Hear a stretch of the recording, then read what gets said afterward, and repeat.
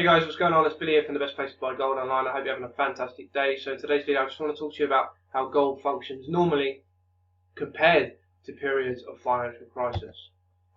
Since the vast majority of investors still don't think there are grave problems to worry about, the market settles normally most of the time.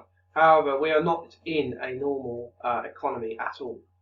When the distortion and destructive effects of central bankers begin to manifest themselves in earnest, the increased demand for gold will be swift and extremely strong. In our debt-based system, it only takes a couple of key companies or countries to default in order to start the dominoes falling. When it happens, we'll see a scramble for assets with no counterparty or third-party risk. For example, gold. And excuse me.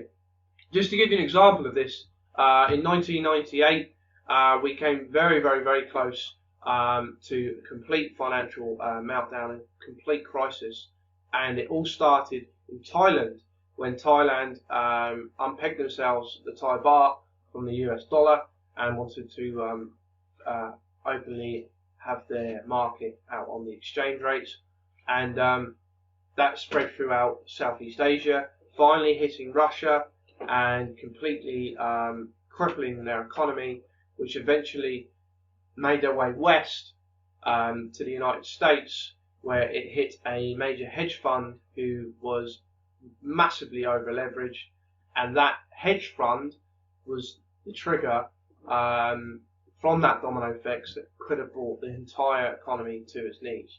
But luckily, obviously, Wall Street stepped in and bailed them out. And then obviously in 2008, as everyone knows, we had a complete, almost a complete collapse again. This time the Fed to the rescue and bailed the banks out. So just to show how volatile and how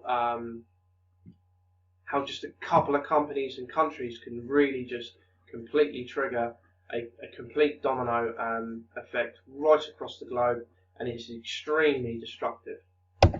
And as Exeter's famous inverse pyramid of risk shows, and I'll show you this in a minute, during periods of crisis, capital moves further and further down the chart as things deteriorate.